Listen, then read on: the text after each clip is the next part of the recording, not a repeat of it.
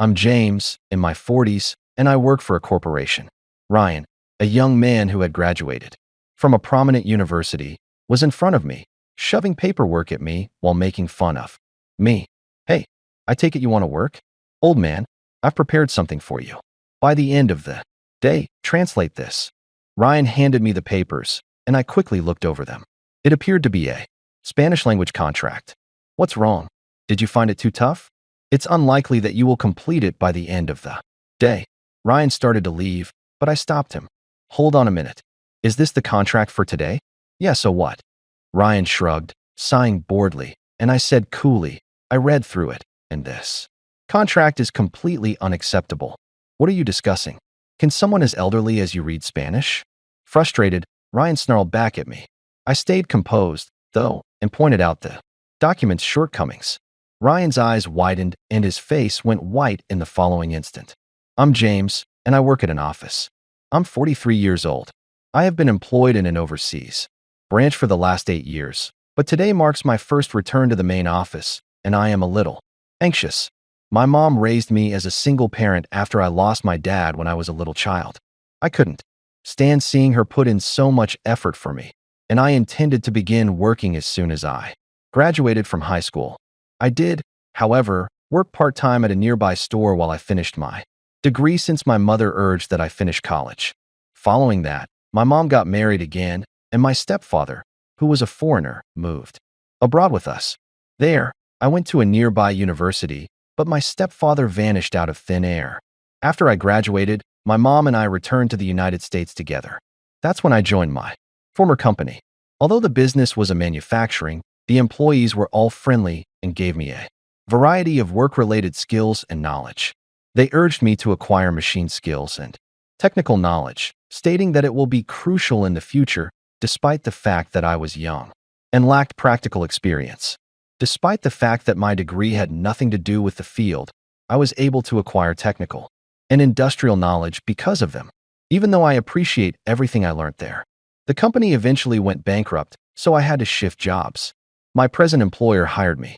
I was eventually sent to an overseas branch as the branch manager after my skills and study. A broad experience were acknowledged.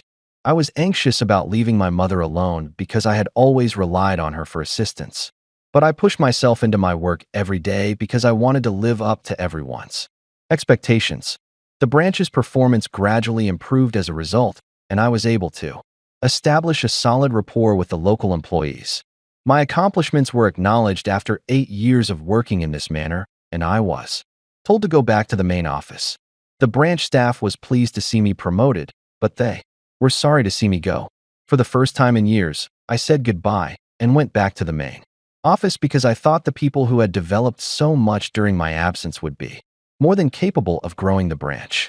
While I had been working hard overseas, the main office had moved to a new building, far more impressive than the one I remembered. Starting today, this building would be my workplace.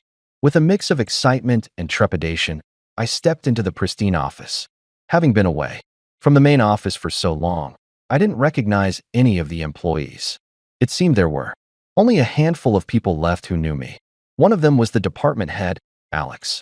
Alex suggested that I start working as a regular employee first to get a feel for the company atmosphere. I had no objections to this idea, and so I began working as a new employee, keeping my background a secret from the other employees. Thank you for having me from today, I said as I introduced myself, greeted by warm applause. Similar to my experience at the overseas branch, I felt confident about building good relationships with the employees at the main office. But that feeling only lasted until I was introduced to a younger colleague on my first day. I spent time getting to know the clients, contracts, and other details through brief introductions and reviews. The next day, I was introduced to a younger employee named Ryan. Ryan had graduated from a prestigious university and, despite only being with the company for a few years, was known for his exceptional understanding, judgment, and knowledge. With a gentle smile, Alex introduced Ryan to me. He's going to be a key figure in our company's future. I think you both can learn a lot from each other. I nodded sincerely at Alex's words. It's easy to lose sight of your initial enthusiasm once you get used to the job, So I genuinely admired Ryan's youthful energy and determination. My name's James. I look forward to working with you. I introduced myself with those words. But Ryan only gave me a quick glance before looking away. A few seconds later, he responded, curtly, "Oh, I'm Ryan. What's going on? Are young people today just bad at communication?" Feeling puzzled by his behavior, I began working under Ryan's supervision, but it turned out that my initial sense of unease wasn't misplaced. As soon as Alex left, Ryan's demeanor changed. He looked annoyed and glared at me. "Why do I have to train some old guy?" With those words, he quickly walked away and began working on his own tasks. I figured that for someone as young and talented as Ryan, mentoring a middle-aged guy like me must feel like a hassle, so I decided to overlook it from the start. Well, he'll probably remember what he's supposed to do by tomorrow, I thought at the time. But it might have been a mistake. From the next day on, Ryan gave me no instructions or explanations and simply went about his own tasks without involving me. Worse yet, when he saw me observing his work and taking notes on workflows, client information, and contract details on my own initiative, he began to sneer at me. "Oh man, taking notes by hand. What century are you living in? Or is it that you can't remember anything unless you jot it all down? Use your phone or a computer for that. Seriously, I haven't used a notepad since elementary school. Is this how you've always been?" Ryan spoke with obvious mockery, and though I felt irritated inside, I responded politely. "Well, in my first year as a professional, I was taught to take notes on everything new I encountered." "Oh, so you did that at your last job too? I guess you couldn't remember anything without writing it down. That's probably why you got fired from your previous company, because you're incompetent, right?" Ryan stared intently at my face for a moment before suddenly bursting into laughter. I stared at his profile in shock. The other employees around us acted indifferent, as if it had nothing to do with them. With a detached and uninterested demeanor, no one tried to stop Ryan. I had never been ashamed of being a new employee, nor had I ever felt disrespected in this company. If anything, I had always received words of encouragement and support. But it seemed that, in just 8 years, the company culture had completely changed. As I bit my lip in frustration, Ryan continued his verbal attacks. "Writing notes by hand? You won't be able to keep up with the pace of work like that. It's obvious that someone is useless as you can't handle proper tasks. I'll make sure you only get the kind of simple work even a clueless guy like you can manage. Be grateful." Ryan called out to an employee passing by. "Hey, that's for the next meeting, right? Let this old guy handle the copying. You can leave it to him." Hearing that, the employee hesitantly handed the document to Ryan. "All right, no problem. Leave it to me," Ryan said. With those words, he thrust the documents into my hands. He shoved the papers so roughly that I nearly dropped them. Seeing this, Ryan glared at me and shouted angrily, "Hey, you useless idiot. If you dare drop these important documents, you'll regret it." Then he piled a mountain of documents into my hands. "Copying or cleaning doesn't require notes, does it? Or do you need notes on how to use a copier or a broom too? You're such an analog guy that you don't understand anything about machines. You're getting paid, so at least do this much work." I thought about responding, but when I saw the troubled expressions on the employees' faces, I decided it wasn't worth it and swallowed my words. Then, as I headed to the copier as instructed, Ryan hurried me along. "Come on, hurry up. If you take your time, we'll run out of it. Even an old guy like you must have done copying before, right? Just get it done already." Holding back my frustration, I obeyed Ryan's orders. His arrogant behavior only escalated from there. Thinking I was just a middle-aged, new employee, he constantly looked down on me. He also took every opportunity to flaunt the fact that he had graduated from a prestigious university. His entire sense of judgment seemed to revolve around academic background, and his pride in being a top graduate was immense. Even so, I was now Ryan's junior coworker, and I had no choice but to endure the situation. "Hey, old man, make sure there are enough drinks ready for the next meeting. I mean, do I really have to spell it out for you? Can't you figure out something that obvious? Stop wasting all those years of your life." As Ryan passed by, he deliberately bumped into my shoulder, laughing loudly as he returned to his desk. It seemed my collision with the wall was visible from the hallway, as an employee who had been with the company for years, and was on his way to meet a client, looked at me with a surprised expression. "Wait, is that you, James? When did you come back?" "Oh, Nick. It's been a while. He used to be one of my team members, but now he held a respectable position in the company." Nick quickly realized that Ryan had deliberately bumped into me, and with a frown, he started to call out to Ryan. "Hey, you there? Wait, it's fine. He's my boss now. More importantly, are you okay on time?" I pointed to the clock. Nick, startled, quickly said goodbye and left. Following Ryan's instructions, I headed to the break room to prepare the drinks, but Ryan's harassment continued daily. After that, he made me staple hundreds of documents for meetings, shred piles of unnecessary paper, and haul bags of shredded paper to the trash. He instructed me to procure dozens of umbrellas for visitors and urgently gather helmets for site inspections, constantly assigning me only trivial tasks. That wasn't the end of it. He would give me meeting times that were 10 minutes late, exclude me from important updates, and even configure the email system to withhold critical work emails from me. His behavior escalated more and more over time. It's one thing to dislike me, but stop creating issues that interfere with work. When I confronted him about it, he lashed out at me instead. "Who the hell do you think you are? You're just some useless old man who can't even do his job properly. I'm your supervisor, and I'm teaching you step by step. You're not ready for work-related updates yet, so shut up and stop complaining." Then, Ryan crossed a line that should never have been crossed. That day, I was scheduled to accompany Ryan. It was a meeting with a client that had been planned for some time, involving a major contract that could lead to a strong partnership for the next several years if things went well. Last night, Ryan handed me the materials and repeatedly emphasized the importance of the meeting. "Don't you dare be late tomorrow. I'm letting you observe a critical negotiation, so take it seriously." Hearing his words, I felt a small sense of relief. Even though he doesn't like me, he's still letting me participate in an important meeting. If I get more opportunities like this, maybe my relationship with Ryan will gradually improve. After all, he's young and talented.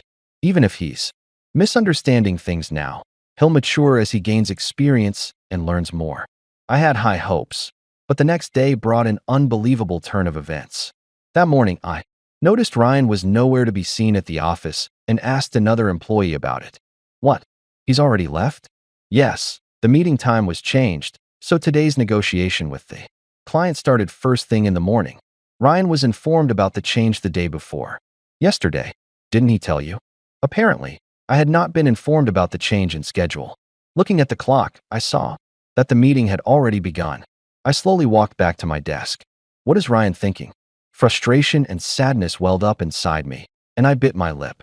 I was angry at Ryan for his actions, but even more so, I was angry at myself for being mocked and treated this way by someone more than 10 years younger than me.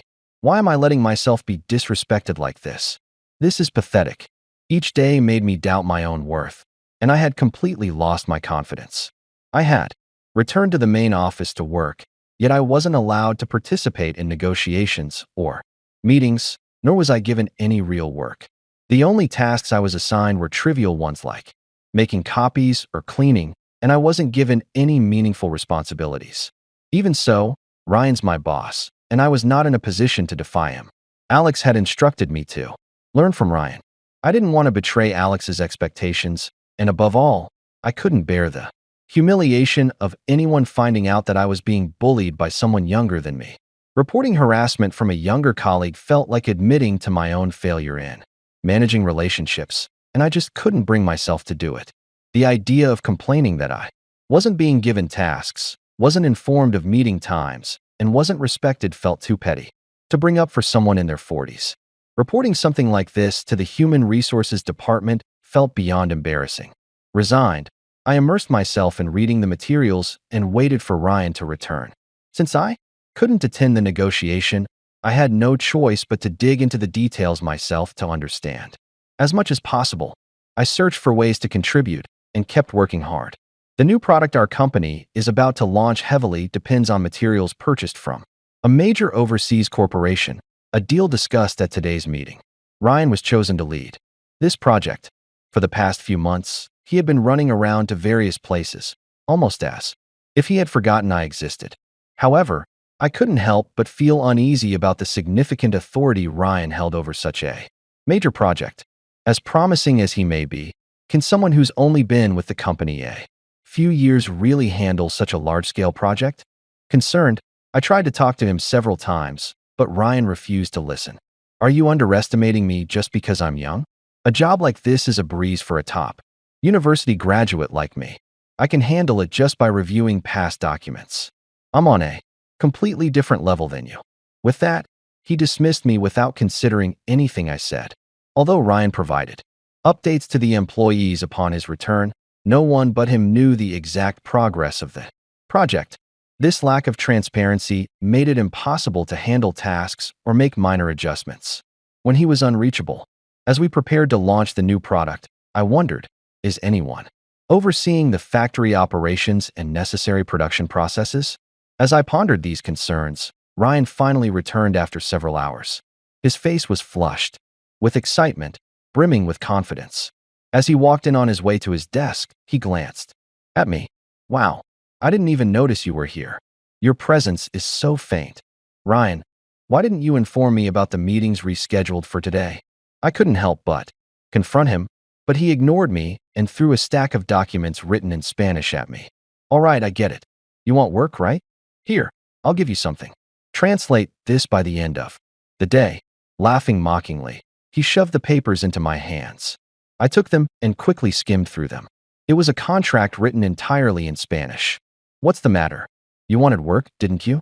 Or is Spanish too hard for a useless old guy like you? Guess there's no way you'll finish it today. As he turned to leave, I stopped him in his tracks. Wait, is this today's contract? Yeah, so if you keep asking stupid questions, I'll make sure you never get any work again. Ryan shot me a boorish glare, but I calmly responded. I've read through it, and this contract is completely unacceptable. What the hell are you talking about? A new employee like you could understand it? Stop making stuff up. Ryan shot back angrily, but I calmly pointed out the issues with the document. Look here, the unit of measurement is incorrect. Caught off guard, Ryan's voice cracked as he leaned in to look at the contract I was holding. The contract itself was straightforward, something you could skim through in 3 seconds, but what I saw written within it revealed a major issue. I quickly translated the document and read it aloud. As I read, not only Ryan, but also the surrounding employees who had gathered to listen appeared shocked. What's wrong with it? This deal doesn't seem like it causes any losses to our company. Read the wording carefully. Does it seem fine to you? This is written in metric units. Metric? What are you talking about? That can't be right, can it? As Ryan's confidence crumbled, he couldn't help but snatch the contract from my hands and review it himself. Moments later, he began trembling, clearly shaking. No way. This can't be happening. The contract indeed listed the unit as 30 centimeters. Converting that to the imperial system, 30 centimeters equals roughly 1 foot. In other words, the price Ryan thought was for 1 yard was actually for just 1 foot, 3 times more expensive than he had anticipated. Realizing his mistake, Ryan turned pale and frantically reread the document multiple times. But no matter how many times he read it, the figures on the page remained unchanged. This has to be some kind of mistake. It's not my fault. The other side must have made a typo. I'm not to blame. His voice cracked as he shouted in panic, desperately trying to defend himself. It's true that to prevent such errors, both units are typically listed side by side. Cases like this, where only the other party's unit is used, are quite rare. Ryan likely misunderstood the figures, written in the metric system as imperial units, because he was accustomed to using the imperial system in his daily work. However, the contract included a small note, written in Spanish, indicating that the measurements were in the metric system. The note was written in barely legible text and tucked away in the corner of the page. Considering this, it might have been intentional on the other party's part. However, regardless of the reason, it was Ryan's mistake to overlook the note and assume the figures were in imperial units without verifying the details in the first place. Being subjected to such a trick suggests that we're not being taken seriously. Fortunately, the contract hasn't been finalized yet, so there's still a chance to turn things around. Let's contact Alex immediately. We need to head to the client right away. Don't you dare take action on your own. You're a new employee. This is my contract. Ryan glared at me angrily, but I took the contract back from his hand and moved on to my next steps. Hey, old man, don't ignore me. Behind me, Ryan was still yelling loudly. However, I ignored him and calmly pulled out the necessary documents from the pile I had been reviewing earlier. As I hurriedly finished preparing, Alex appeared. What's going on, James? What's all this about? Looking surprised, Alex started to ask me what was going on, but before I could respond, Ryan interrupted. Alex, this old man is sabotaging my work. He's just a new employee, jealous of me, a prestigious university graduate, and trying to undermine me. He's the one ruining the deal I worked so hard to secure. Ryan's face was a mix of anger, frustration, and panic. He continued ranting. The other company used metric units or whatever because they looked down on us for being a bottom tier company that hires old men like him. So this isn't my fault. It's his. He's the one to blame. Alex, you need to say something to him too. His rambling accusations were so incoherent that even he didn't seem to understand what he was saying anymore. Ryan was desperately trying to pin all the blame on me. The sight of his frantic and undignified behavior was pitiful, completely lacking the intellect you'd expect from someone with his academic background. Rather than feeling angry, I found myself pitying him. Ignoring Ryan's outbursts, I turned to Alex and explained the situation concisely. Alex, there's an issue with the contract. Here's the translated content.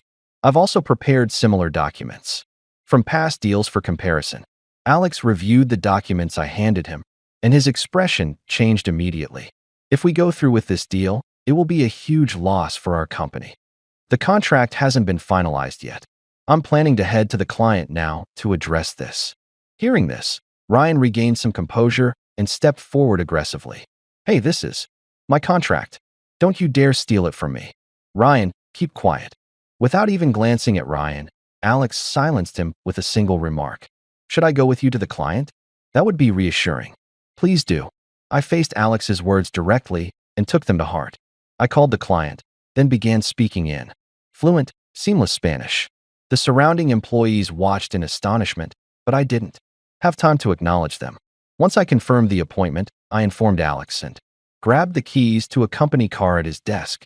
Ryan sat, pale and stunned, unable to move. However, we didn't have time to worry about him and quickly left for the client. In the end, I was able to negotiate successfully with the client. We reached a mutually satisfactory agreement and shook hands. At first, the other side looked down on me and Alex, assuming we were there to replace Ryan. But once they heard my fluent Spanish, their attitude quickly shifted, and they treated the deal as an